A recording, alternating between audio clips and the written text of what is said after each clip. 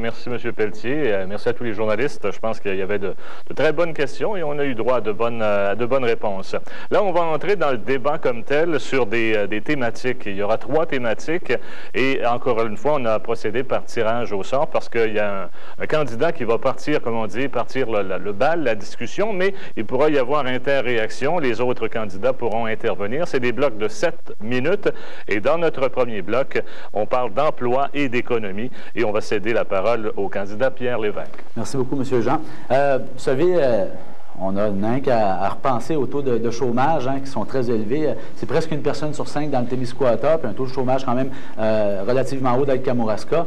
L'exode des jeunes, la situation économique. Moi, je ne constate pas qu'il y a eu des bilans favorables, autant du gouvernement en place, autant du député actuel. Puis je considère qu'un gouvernement est là pour être pour l'ensemble de la population, même si le comté est libéral, le gouvernement doit être là pour tout le monde. Moi, j'aimerais demander, puis la question, je vais la demander aux deux principaux partis, puis M. Raymond pourrait peut-être en ajouter, vu qu'il est concerné dans le projet. Comment se fait ça que on a réagi après, qu'il y a eu des manifestations après pour du breton, qu'on n'a pas été capable de retenir ça? Si vous le dites que vous l'avez fait dans le cas de la Gaspésia, comment ça que une semaine avant que l'usine décide de s'en aller, c'est là qu'on intervient? Moi, j'ai réagi en 4 jours. Ben, c'est ça, mais comment qu'on va faire si on veut protéger nos entreprises? On pense à Penneau. Alors, on a-tu un débat ou c'est un discours? Ben, je ne sais pas, je vous pose la question. C'est un débat. Qu'est-ce que vous avez fait? Comment ça que c'est parti? Ça s'adresse plus à vous autres qu'à moi, par exemple. Okay. Moi, je suis intervenu là-dedans du breton. D'abord, M. Raymond, moi, j'ai réagi dans la nuit même.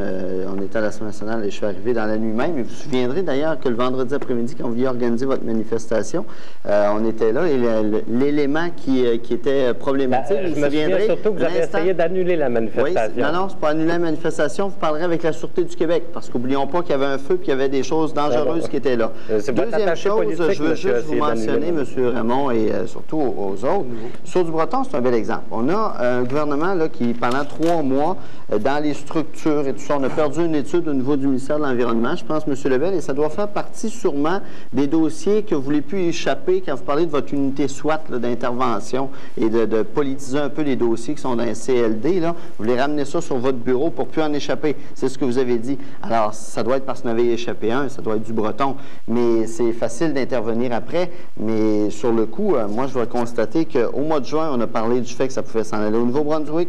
On a parlé ensuite, à quelques semaines du déménagement comme tel, qu'il y avait peut-être des études au niveau de l'environnement qui n'étaient plus là.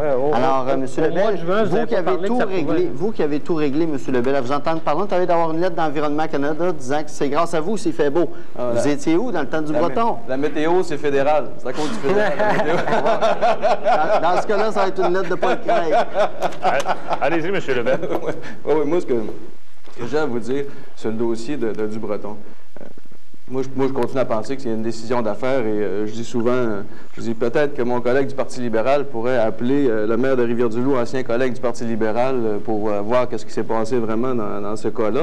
Et peut-être que le candidat de la DQ pourrait parler, pourrait peut-être appeler son chef à Rivière-du-Loup et peut-être qu'il y aurait des informations, qu'est-ce qui s'est passé réellement. L'information que j'ai pas. On a su que... Moi, ce que je vous dis, c'est que rapidement, on s'est mis à l'œuvre, on a rencontré les gens de l'entreprise, les gens du milieu. Il y a eu une rencontre, selon les échéanciers, on a eu une rencontre moins d'1 mois après le feu. Un mois? Il y a eu des rencontres. Après le feu, là, il y avait quelque chose à s'occuper, tu ne penses pas? Il y avait peut-être pas, il y avait des interventions, s'occuper au niveau de la sécurité publique après le feu, peut-être que c'était ça la priorité. Et tout de suite, on s'est mis à l'œuvre pour trouver des façons de relancer cette entreprise-là. Il y a eu des offres très avantageuses pour que l'entreprise s'installe. Une décision d'affaires qui est faite, si l'entreprise ne s'est pas installée. Lebel, on va être d'accord sur une chose. Vos offres très avantageuses, malheureusement, sont arrivées après. vous avez mis sur la table après l'annonce. Là, on a senti que tout à coup, le gouvernement se réveillait. Souvenez-vous, le lendemain du feu, M. Charest demandait à M. Landry, qu'est-ce que vous allez faire? Est-ce que vous allez vous en occuper? On va s'aider. M. Landry a dit, je vais m'en occuper personnellement. Si c'est ça, quand il s'en occupe personnellement... Il faudrait peut-être s'entendre. Les annonces sont arrivées avant, et c'est ce qui a été confirmé par un communiqué émis par la maire réelle voisine de Notre-Dame-du-Lac. Je pense que tout le monde a travaillé, les intervenants et le gouvernement, pour faire des offres avant la décision. Mais après que la décision est prise, qu'est-ce qu'on fait? Puis, contrairement à ce que vous avez laissé circuler, que l'offre qu'on avait donnée à Notre-Dame-du-Lac, l'entreprise est partie avec les mêmes offres qui ont eu les mêmes choses à Rivière-du-Loup, ce qui est totalement faux. Ah oui, les crédits d'impôt pour les régions ressources ne s'appliquent pas à Rivière-du-Loup. Il y avait un bulletin fiscal qui faisait en sorte qu'il y avait des crédits d'impôt spécifiques pour s'installer à Notre-Dame-du-Lac. On parle d'à peu près 2 millions. Non, non. On parle d'à peu près 2 millions différents. Moi, j'aimerais savoir du côté